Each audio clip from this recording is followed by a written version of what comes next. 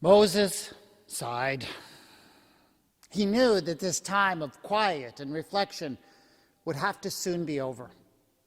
And in a moment he would have to go outside of the tent, outside to where everything seemed filled with questions and requests, frustrations, and demands. People were constantly looking to him to solve their disputes, to fix all their problems, to tell them what to do and say the words that would bring them all together to face the challenges of this wandering life. They would ask him to make decisions that would affect the lives of men, women, and children. If they turned in this direction, would they meet an enemy? If they turned in that one, would they find themselves in a wasteland where there was no water and no fodder for their animals? The latest complex question they had come up with was a matter of inheritance in a family that had no sons. And this tent, this was the only place where he could go to escape all of that, because he knew that no one would dare to follow him into this place. They were too afraid. They knew that he met with God in this place, with Yahweh, the one who had first revealed himself to him in the burning bush. And they just preferred for Moses to wrestle with God on their behalf. And Moses knew it was true. He did meet with God in this sacred space, but it didn't happen, not in the ways that they imagined that it did. No, it wasn't all spectacular lights and resounding voices. In fact, most of the time what really happened was here Moses was finally able to quiet the thoughts that were in his mind. He eased into a quiet state where he could put aside the worries and the fears that he struggled with out there. And when he did that, sometimes it happened, by no means always, but sometimes, that a word or a phrase would come into his mind that did not originate from himself. And he knew that it was a word from Yahweh. But even then, he sometimes struggled with the messages that he received because he was not sure that he understood them, not sure that he had the interpretation or the application right. And when God is involved, it seems kind of important that you should get things right, doesn't it? I know people think that having a divine experience should make things easier, but Moses knew from long, hard experience that it actually usually makes things harder. And one of the things was that outside of the tent, they didn't understand that. Outside of the tent, they expected that when he spoke about the will of God, that he should speak in absolutes. There should be no room for doubts or questions, no shades of gray. They wanted it all to be laid out in black and white. And so Moses couldn't show himself as a fallible human being, but rather as a spokesperson for the divine. And so when he went out, it helped. It helped when he could put on the veil. Now, there was a story behind the veil. It went back to the time when Moses had gone up to the top of the mountain all alone. And there on top of Mount Sinai, he had had the most extraordinary experience of his life. He had had an encounter with Yahweh that was like nothing he'd had before in his life or before or since. Everything was so clear up there. There was no room for doubt. And he had been given insight into the measures that needed to be taken so that these people who had so recently been freed from having everything in their life controlled for them, to be able to live at peace and in prosperity with each other. And somehow he'd been able to distill it all down to a series of laws that he knew would guide them for generations to come. It had been so exciting, so exhilarating. And in the first days after that experience, everything had seemed so very clear. But when he came down and met with the people, well, they were frightened. It seemed so clear to them that he had been in the very presence of God that they said it was as if the skin of his face was putting out this radiance. And they were afraid. Afraid they would die if they came too close. And so Moses realized that he needed to tone things down.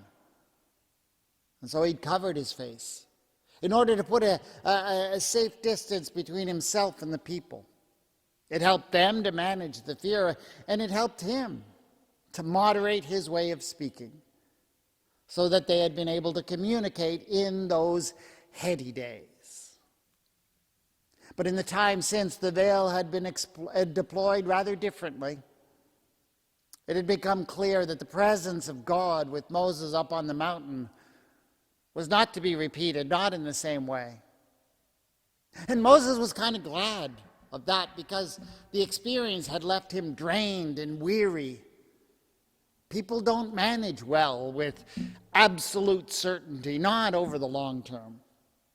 And so that had been replaced now by a seemingly endless struggle in the tent as Moses sought out flashes of clarity in the midst of all the questions and all the doubts.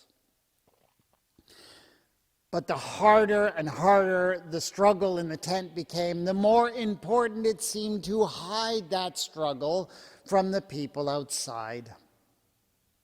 If they were expecting him to come out of the tent every time with that same certitude that he had brought down from the mountain, well, that was just not going to happen. If they were looking for that same sense of radiance from being in the presence of God, they were going to be disappointed. And so Moses had taken to preemptively donning the veil before he went out. It helped them to maintain both the illusion of certainty and that inspiration of fear. Both of those things made it easier for Moses to lead this stubborn people. And so, with a deep sigh, Moses opened his eyes. The time of quiet meditation was over. And he really felt as if he had been able to sort out some of the problems and challenges that they were facing. And somewhere in there, yes, he was pretty sure he had heard a genuine word of Yahweh. And so Moses uttered a prayer of thanks, acknowledging the God who had allowed him to lead this people thus far.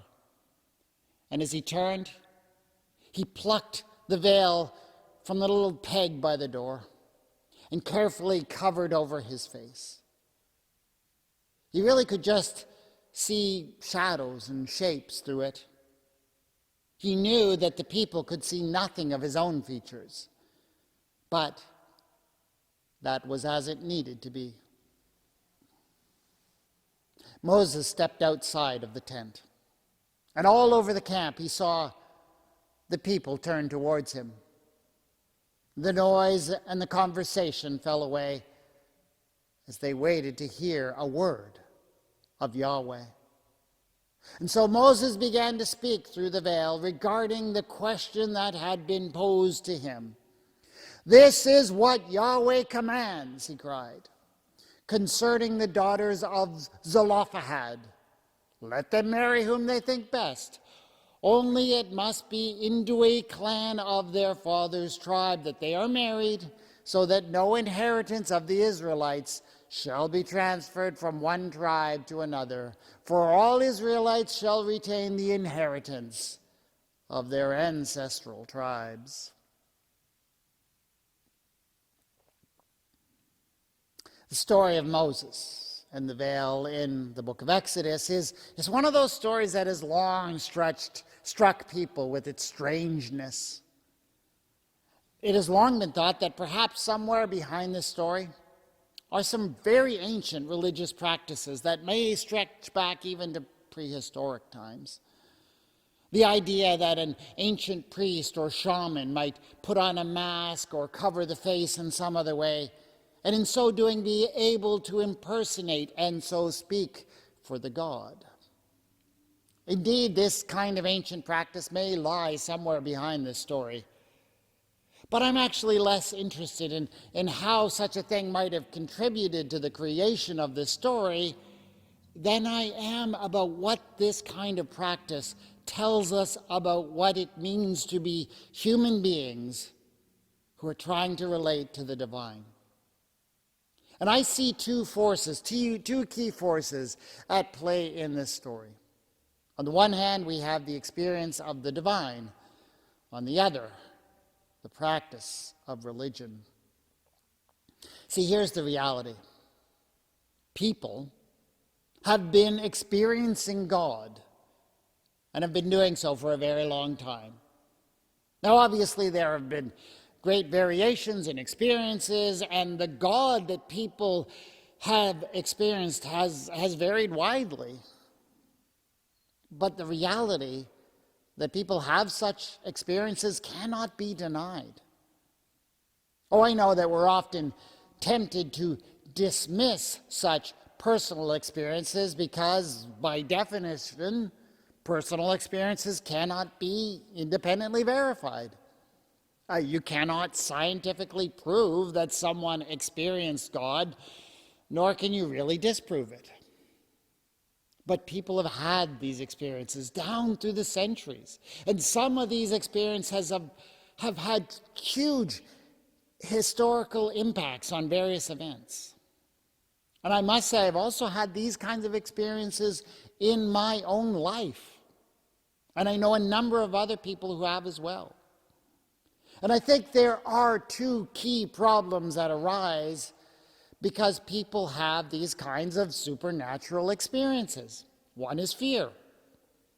There is a natural reaction to be afraid of these experiences and of the people who have them.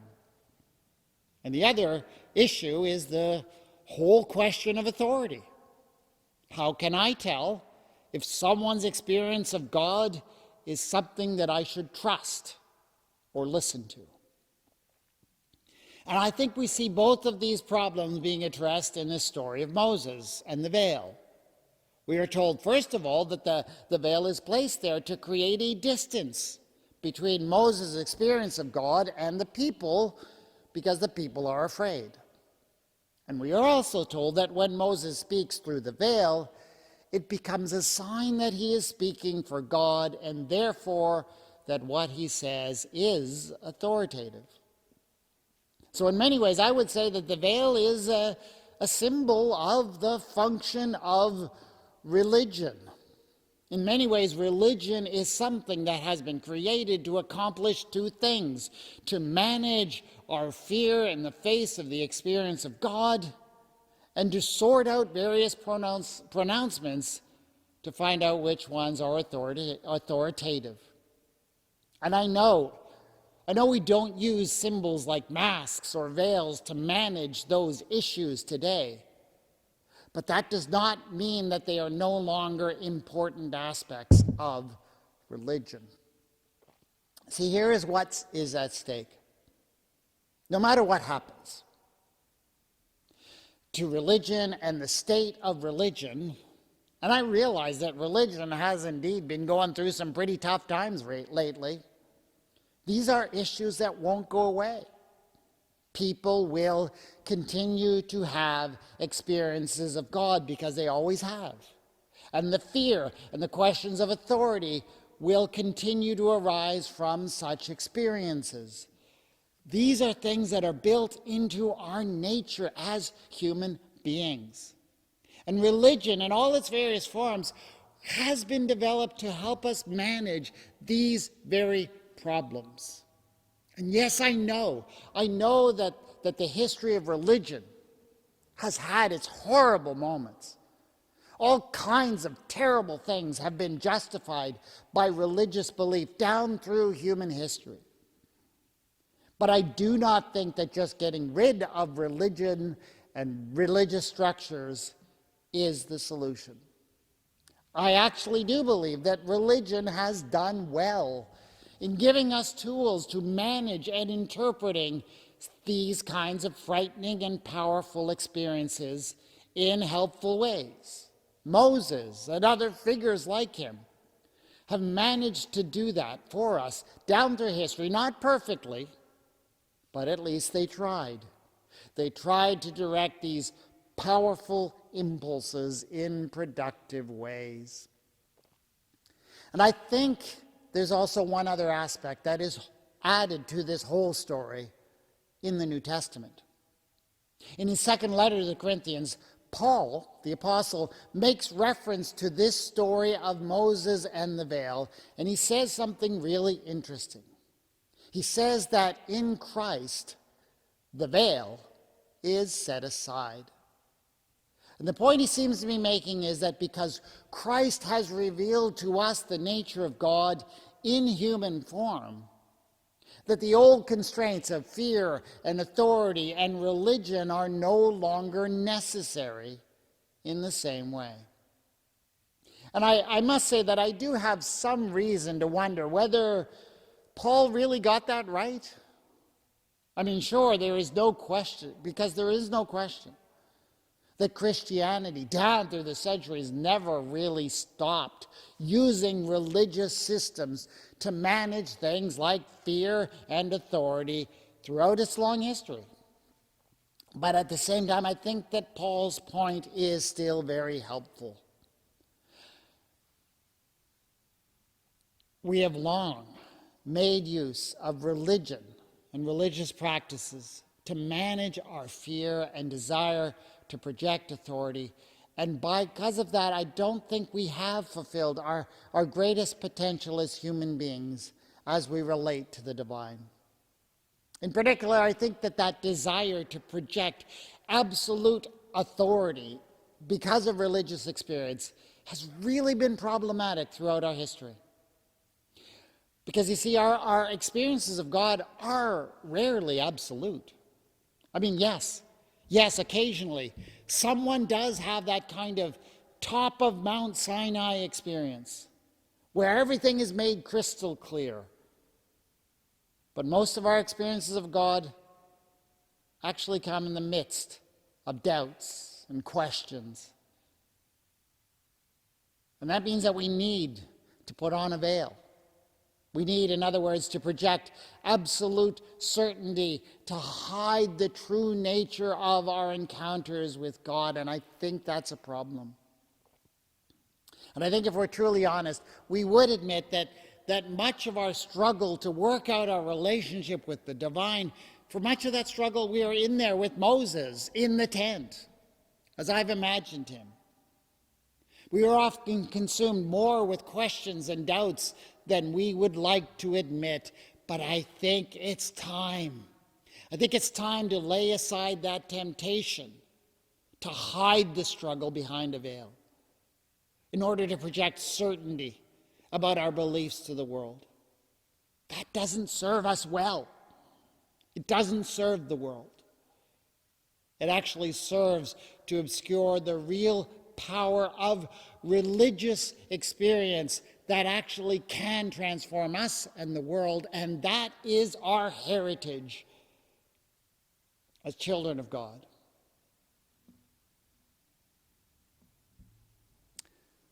Lord our God, thank you that we do have these incredible experiences, that you make it possible for us, the way that we have been designed to experience your presence. Help us to be honest about those experiences, not hiding the struggles that we have, but sharing our walk with you, with a world that needs to hear about it. Amen.